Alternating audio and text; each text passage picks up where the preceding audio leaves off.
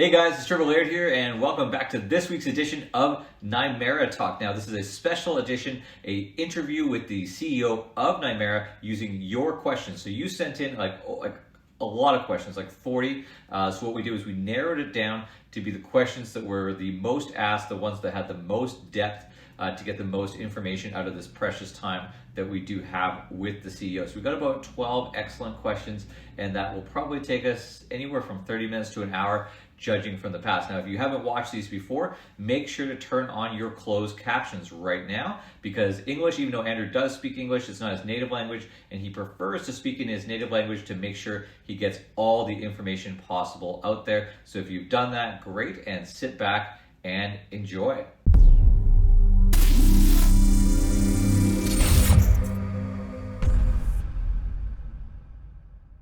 Okay, well, hello everyone. Now we are into it with the Nymera CEO, Andrew Zamin, back again. We're coming up on the summer here and lots is going on.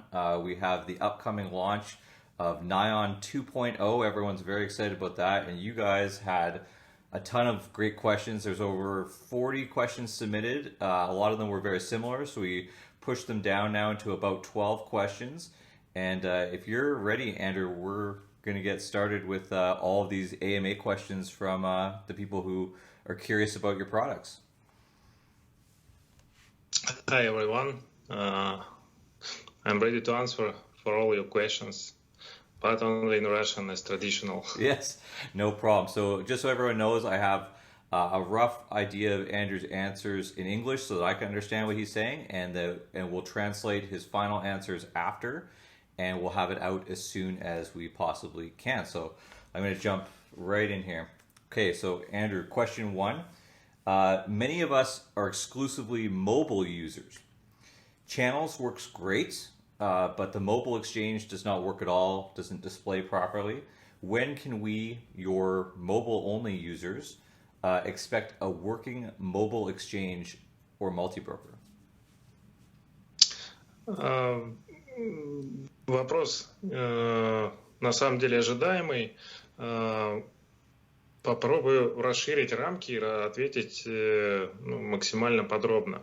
Дело в том, что у приложения и мобильного направления Channels, а также у мультиброкера и торговой платформы разные предназначения и разные аудитории.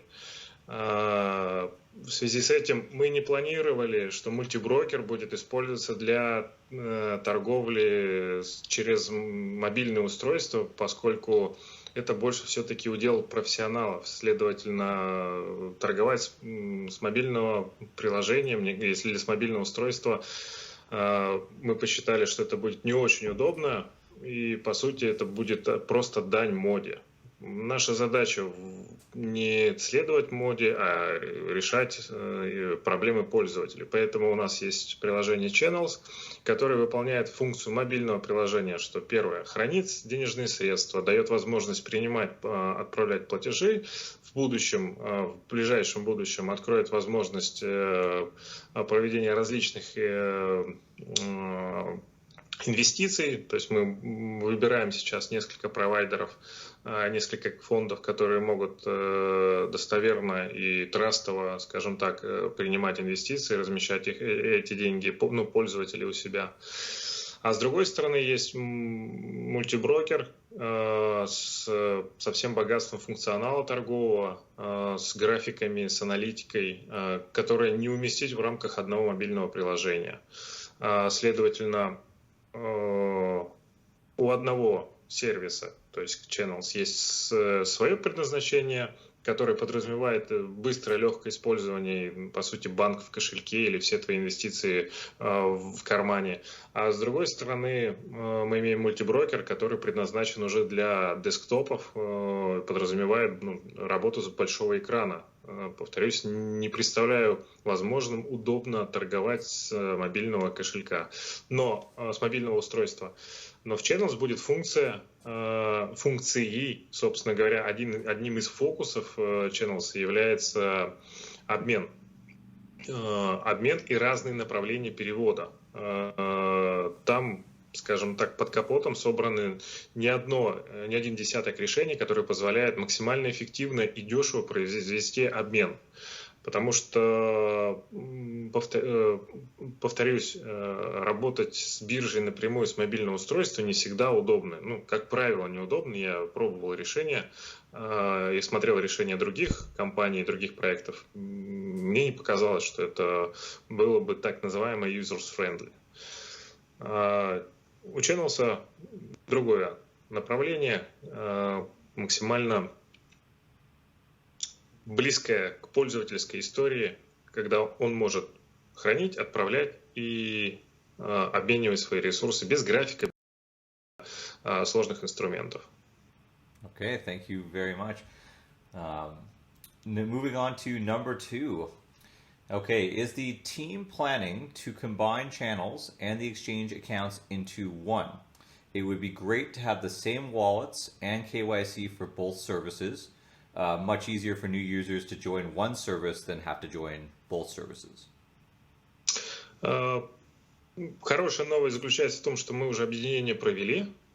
Собственно говоря, аккаунты пользователей в мультиброкере и в Channels, они объединены, но, скажем так, в релиз, в паблик мы всего этого еще не запустили по одной простой причине. У нас не просто объединение идет мультиброкера и Channels. У нас, если вы наблюдаете за проектом, в сентябре было разделение Xcuda отдельно, Numera отдельно. Чуть позже я расскажу, в чем одна из задумок в том числе заключалась. В ближайшем будущем это будет работать на практике, потому что мы добиваем вопросы, закрываем вопросы уже юридического плана. Поясню, что значит закрываем вопросы юридического плана. Мы не раз сталкивались с критикой в наш адрес из-за того, что мы требуем какие-то данные по KYC, но это не наше желание, что ли, выразить. Это, не мы это придумали, а поскольку мы работаем в рамках европейской юрисдикции и в рамках требований от регулятора европейской юрисдикции, мы вынуждены подчиняться этим критериям, и, следовательно, мы должны интегрировать. Иначе с нами не будут работать ни банки, ни платежные системы. Более того, нас могут наказать, а там огромные штрафы.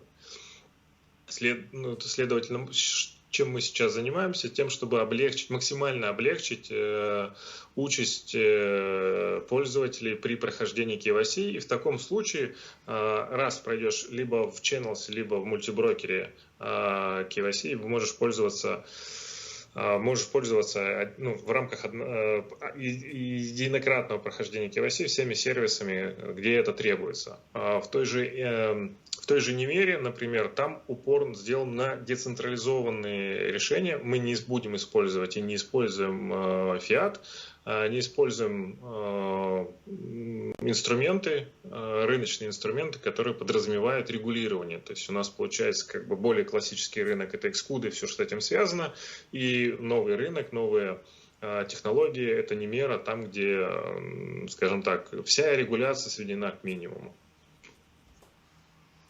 Yeah, I think a lot of people didn't realize that it's not just a rebranding, it's actually a whole system of being able to have these different products have different features. I was curious with KYC myself because I went through it too. Moving on, Andrew, to question number 3. When can we expect details and documents on the node setup? I want to set this up personally myself for Observator and Validator, the requirements and benefits for each option. Мы как раз сейчас заканчиваем тестирование сборок под разные платформы, для того, чтобы пользователь, даже не сильно технически грамотный, мог поднять ноду, стать участником сети. И, собственно говоря, в июне будет произведен запуск тестнета, который будет жить параллельно с майннетом, для того, чтобы, первое, отлавливать все баги, которые возникают, и тестировать функционал перед тем, как внедрить его в майннет. Требования по железу, конечно, вырастут, потому что функционал и производительность сети у нас повысится кратно, да, то есть десятки раз. То есть уже обойтись тем железом, которое было нужно для работы Иона, не получится, и требования эти будут меняться от тестнета к майннету. Собственно говоря, забегая вперед, да, такой маленький спойлер, при запуске основной сети у нас будет ограничение по количеству валидаторов. Мы примерно до 100 валидаторов. И мы описывали функционал и вообще, в принципе, governance на нашей сети, которая подразумевает активное участие сообщества в формировании тех или иных опций. Да? То есть команда разработки, помимо основной ветки продакшена, может брать по мере возможности на основании голосования те или иные фишки. То есть если у нас, к примеру, я говорю, у нас на июнь-июль запланировано тестирование виртуальных машин и смарт-контрактов, а пользователи проголосуют, что они в смарт-контракте хотели бы видеть, например, там, внешние вызовы к сетям или обращение к контрактам снаружи. Этот функционал, мы его возьмем в реализацию. Да? То есть мы увидим, что запрос действительно от пользователей большой. Собственно, в июне ждите все. Я думаю, что за недельку мы сделаем анонс. Okay. This was actually a really good one, and I like this one quite a bit. Number 4, Andrew, a tool is nothing without its user. You've made claims in the past, like the last AMA, of partnerships and NDAs that you have with different companies. What is the current state of partnerships, and what can we expect in the near future? Do you have any information, names, or dates on partnerships? Благодаря этому вопросу у меня начинает появляться вера в людей. Я, конечно, шучу. Это говорит о том, что с нами аудитория, которая думает головой. Совершенно верно. Сервис, какой бы он крутой не был, или продукт, какой бы он ни крутой не был, без пользователей смысла не имеет. И, в принципе, не было у нас задачи сделать какую-то гаражную историю, там, с технологией ради технологии. Мы, наоборот, идем в сторону прикладных решений. Отвечая конкретно на вопрос по поводу партнера, я не буду обходиться простой, сухой формулировкой, помимо того, что у нас NDA подписан. Я просто скажу, что у нас есть B2C направление, а есть B2B направление. То есть сейчас конкретно затрагивается рынок B2B. Что это значит? Я не назову пока компанию, я не назову цифры, какие-то даты, имена. У нас идет интеграция. Я думаю, что на ближайшее время уже должна подойти к концу. По крайней мере, мы все, что можно было, оттестировали. Сейчас просто расширяем на так называемый API, да, для нашего SDK. Это значит, что компания, либо сервис, который подключается к нашей системе на уровне B2B, приходит вместе со своей аудиторией.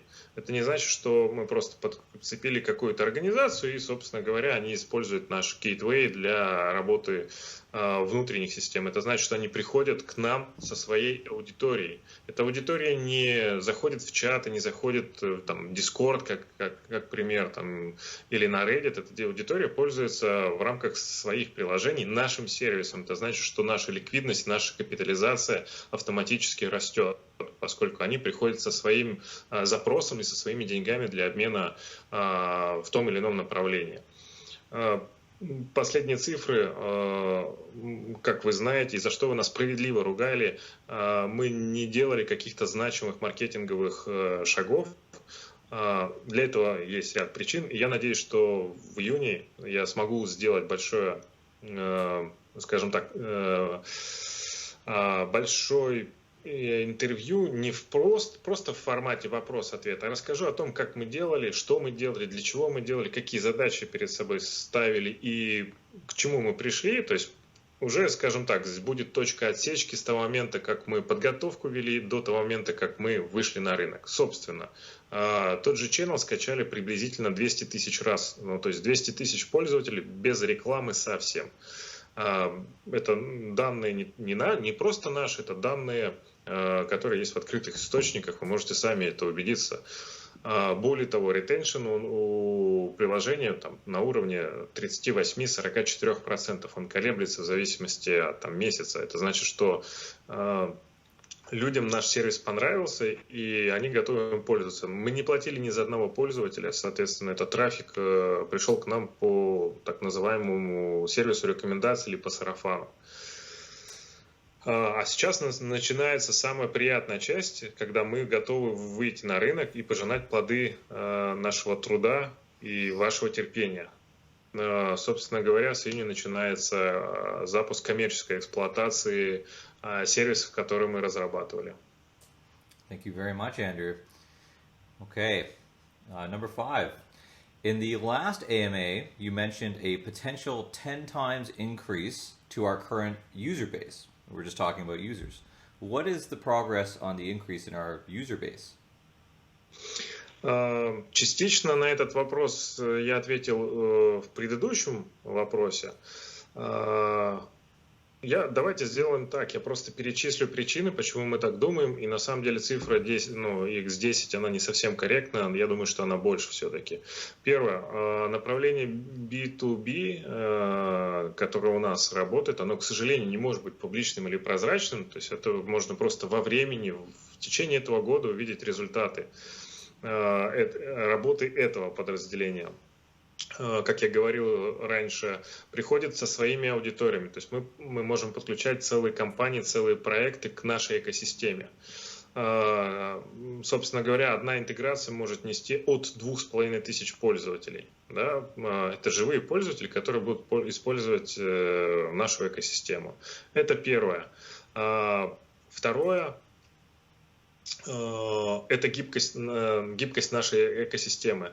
Да, мы долго разрабатывали, но давайте правде в глаза посмотрим, мы разработали на самом деле большую историю за сравнительно небольшие деньги, не потратить не сильно большие ресурсы. И в целом экосистема выглядит как набор пазлов. В зависимости от того, какую конфигурацию нам нужно получить, мы просто включаем те или другие модули-пазлы и можем предоставить сервис или продукт для рынка. Следовательно, сейчас у нас мы можем быстро реагировать на запросы рынка.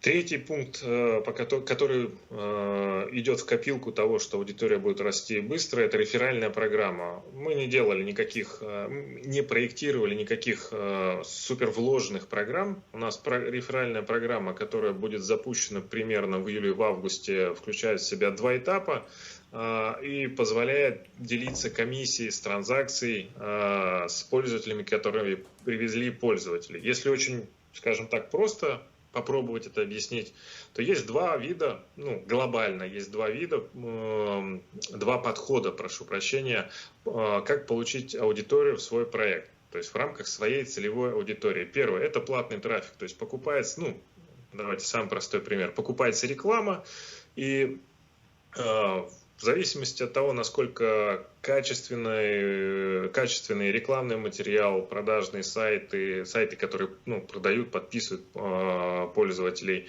отработают, то в рамках конверсии этого трафика мы будем получать определенное количество аудитории. То есть мы заплатили рекламным площадкам или поисковым системам деньги, получили пользователей, и, собственно говоря, пользователи работают. Что такое реферальная программа? Реферальная программа – это тоже один из инструментов набора аудитории, все об этом знают. Только в данном случае мы платим не каким-то рекламным площадкам или поисковым системам, что тоже будет, а платим пользователям за то, что они приводят нам других пользователей. Мы не Visa, мы не PayPal, и, собственно говоря, мы себе можем позволить делать выплаты напрямую за рекомендации нас и за то, что приводит аудиторию к нам. Если коротко, то мой ответ по росту аудитории вот такой. И опять же, повторюсь, за лето я надеюсь, что мы все с вами увидим, как проект Наймера и как проект Excluda начал набирать обороты и расти. Okay. Все. Okay, thank you very much. Okay, moving on to number 6, Andrew.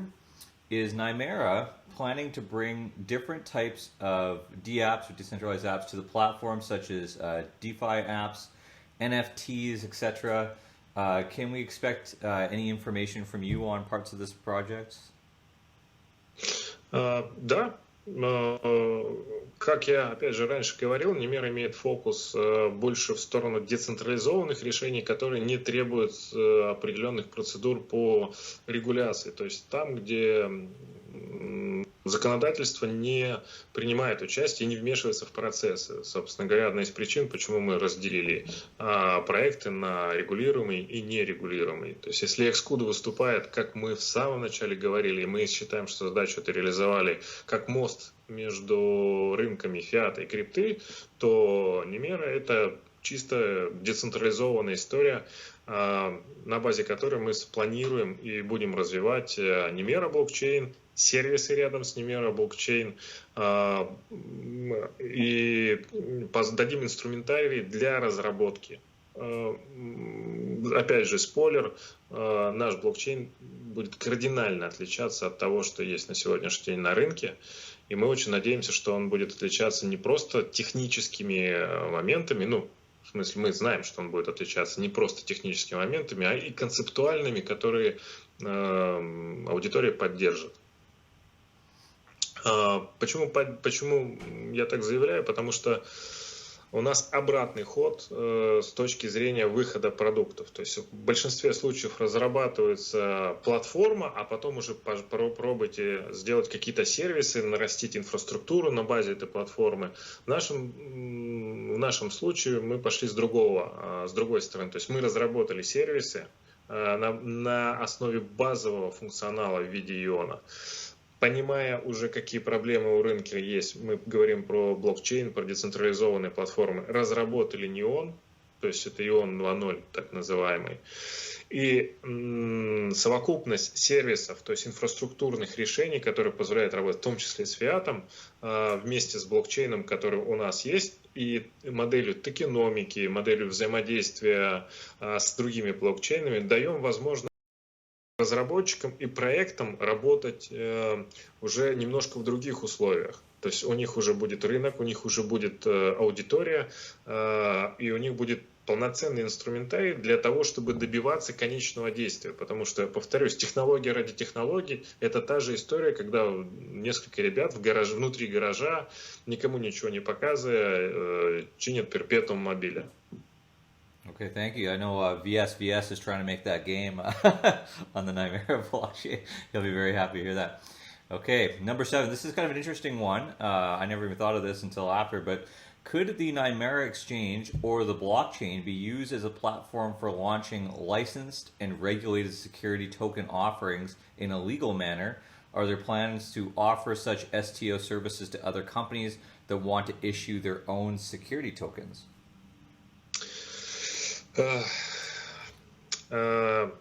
Вопрос, в котором много противоречий. Немера имеет платформа Немера, она направлена в сторону децентрализованных сервисов, которые не требуют регуляции. Xcode в сторону использует точно так же блокчейн, но в том числе и классические инструментарии в виде фиата, в виде гейтвеев и бриджей с платежными системами, с банками и так далее.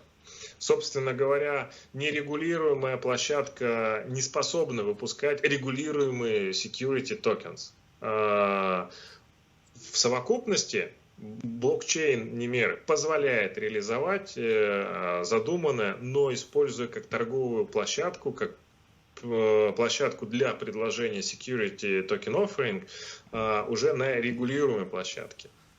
Вот такая вот история. И это отдельный бизнес, это достаточно большое такое ресурсное направление, которое требует усилий не просто технических. Да? Технически мы готовы, мы можем работать, но еще юридически и экономически, потому что мы не можем предложить аудитории, нашей аудитории, либо аудитории, которая придет на нашу платформу, сырое решение, которое имеет там, неизвешенные риски с точки зрения регуляторики, неизвешенные риски с точки зрения юнит-экономики и финансовой модели. Повторюсь, технически мы готовы, юридически с точки зрения выпуска токенов мы готовы, а вот провести аудит на сегодняшний день, я думаю, что это будет проблематично. Опять же, если будет большой запрос от рынка на то, что именно это направление интересно, и на нем есть большой спрос, мы можем это интегрировать. Okay, perfect.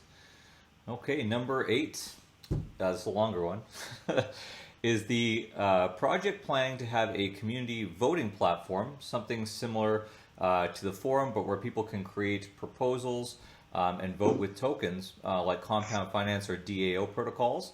And how would the quorum for NION be formed, and what will the qualifications be to apply for potential voting? Good question. Да, у нас, скажем так, проект платформы голосования, использующий не только платформу NION, но и другие децентрализованные решения, он подготовлен. Как бы, опять же, я сегодня щедр на спойлеры, и в этом году я очень надеюсь, что мы его реализуем в плане выведем до релиза. То есть у нас уже отрисован дизайн, отрисованы интерфейсы. Почему так получилось? Потому что мы общались с рядом других проектов, у которых был запрос, а у нас есть ответ на то, как это сделать. Мы проработали это решение с точки зрения уже готового рынка, то есть готовых потребителей. То есть ряд проектов запросили такой протокол, и под них мы продумали проект.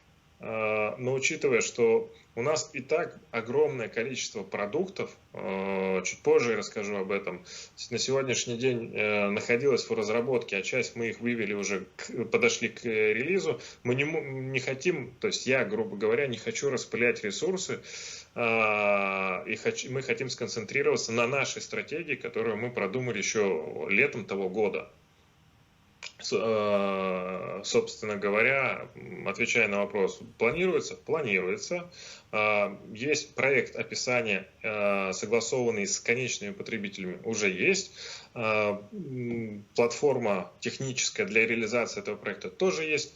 Осталось дело за тем, чтобы все это хозяйство соединить, закодить и выпустить в релиз. Perfect. Okay, this is interesting actually. This next one, number 9, Andrew, was will Nymera create a arbitrage bot for the multi-broker, or at least offer this as a potential service? I think a lot of people see multi-broker and arbitrage being a big opportunity. Мы не планировали делать специального бота для арбитража, хотя это на самом деле несложная задача. Но опять же, если у аудитории будет запрос на такого рода ботов, мы это реализуем. По сути, мы как бы представляем мультиброкер как тулс, как лопату, которой можно работать. И чем больше кейсов, которые мы видим со стороны рынка, нужны в рамках мультиброкера, тем, собственно говоря, больше мы их и будем вставлять. Потому что, к сожалению, выпуск продукта от концепта, от идеи до конечного сервиса, которым пользуются люди, пользователи, он отличается. На примере мультиброкера, то, что сейчас находится в тесте, то, что видно аудитории, это вершина айсберга. Субрешений, субсервисов, которые внутри работают под капотом, которые закрыты внутри и не выведены в паблик как сервис, их много. И потихонечку мы будем расширять этот функционал. Относительно мультиброкера у нас много задумок, много реализованных решений, но есть ряд причин, которые не позволяют выкатить все, потому что нужно выкатывать потихонечку для того, чтобы пользователи, во-первых, избежать рисков с точки зрения работы функционала, а с другой стороны избежать того, чтобы нас просто не слезали в очередной раз идеи, и это не ушло опять в рынок. Okay. Now the next one, Andrew, I actually combined two questions on this one because they were very similar, talking about listing Nymera, listing on another exchange. So there's been talk about ERC20 versions of NION being listed on other exchanges for a long time. Can you speak on when this will happen, for how long, and when will they actually integrate the NION chain into another exchange? Big question. Давайте так, мы ведем переговоры с несколькими площадками для того, ну, о интеграции, но я не думаю, что я открою какую-то Америку для аудитории, которая следит за нашим проектом. Есть два пути на то, чтобы выйти на площадку уровня там Binance или Kraken. Первое, должна быть огромная поддержка и огромная активность со стороны комьюнити, когда торговая платформа, мы являясь тоже торговой платформой, для себя понимаем, что заниматься и тратить ресурсы на интеграцию, эксплуатацию и поддержку блокчейна, на котором, который не очень востребован, это вытаскивать свой проект в минус, то есть свою торговую платформу вытаскивать в минус. Ребята, которые руководят там уровня проектами, точно так же умеют считать деньги, свои ресурсы. Собственно говоря, они начнут интегрировать нас только в том случае, когда у нас будет достаточно аудитории. Либо другой вариант есть, то есть мы оплачиваем им интеграцию и оплачиваем им эксплуатационные косты. К сожалению или к счастью, большинство топовых торговых платформ не ведут переговоров официально о том, что можно интегрировать к ним за деньги, интегрировать какую-то площадку, чтобы избежать там определенных рисков со стороны регулятора и, грубо говоря, со стороны сообществ. Мы разбили эту деятельность по котированию неона на других площадках на два этапа. Первое. Мы на сегодняшний день оформили презентации и офферы на все площадки, которые мы считаем более-менее адекватными, и отправили им эти офферы. С частью из них мы ведем переговоры сейчас по интеграции. И второй этап – это когда мы уже приходим на площадку и с предложением интеграции нашего блокчейна. Не просто токена нашего блокчейна, это будет гораздо обоснованнее, поскольку Neon блокчейн позволяет проводить две вещи нужных и важных для любой площадки, которая работает с криптой, либо цифровыми активами. Первое – это томарные свопы. На уровне неона томарные свопы реализованы. Это сильно упростит процедуру взаимодействия так называемого депозитария биржевого и матчинг ядра. И вторая история позволяет сильно снизить комиссии, задержки, то есть время транзакций в рамках внутренних сетей. У нас есть готовое, скажем так, решение SDK, которое мы предлагаем. Чем больше торговых площадок, так чем больше бирж будет поддерживать этот механизм, тем больше будет распространенность этого решения, тем выше шансы, что крупные площадки смогут смириться с идеей и смогут интегрировать, появится целесообразность интеграции нашего блокчейна как такового в свою торговую систему. Okay, thank you very much. This is actually a good one for people of lots of different countries use our products. So will you plan to translate Nymera, the website, into other languages? It would be cool to have the site translated into Chinese or Spanish, similar to the exchange. У нас не просто планы, у нас уже реализованный инструментарий для того, чтобы проводить так называемый социальный перевод. Да, мы будем заниматься этим и предоставим инструментарий для сообществ, в том числе в рамках баунти-программ по переводу площадок на различные языки. У нас на сегодняшний день 4 перевода, опубликовано меньше, 4 языка, вернее, опубликовано меньше, в связи с тем, что функционал очень часто менялся. Сейчас мы находимся на той версии функционала, который проработает как минимум год. Соответственно, имеет смысл его перевести на другие языки. Поэтому ответ утвердительный. И в ближайшее время мы не займемся. Мы выдадим эту библиотеку для перевода. Perfect, and that would expand our user base quite a bit too. Okay, this is actually the final question, Andrew, and it's a very important one. That's why we left it for the end. How is Nymera as a company planning to differentiate itself in the competitive landscape of blockchain companies that are offering a lot of similar or overlapping services? What makes us different?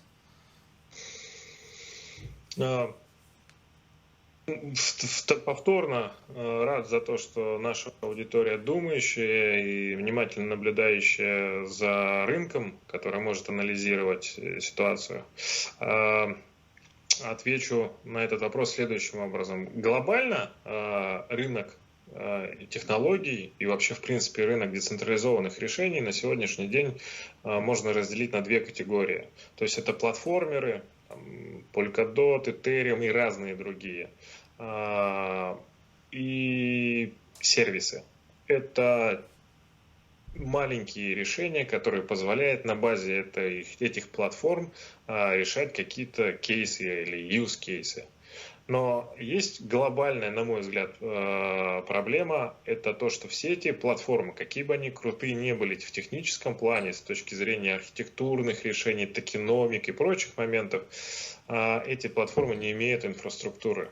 То есть, что я подразумеваю под инфраструктурой? Если мы возьмем простого пользователя, который не знает, что такое блокчейн, или имеет совершенно поверхностное понимание о том, что блокчейн, мы не сможем сходу, с лету заставить его использовать этот сервис, потому что для этого нужны костыли. В любом случае, для того, чтобы попасть на рынок крипты, нужно делать какие-то обмены. Бывает в 1, в 2, в 3 шага, ну и платить какие-то деньги. Собственно говоря, и обратный выход имеет такие же нюансы.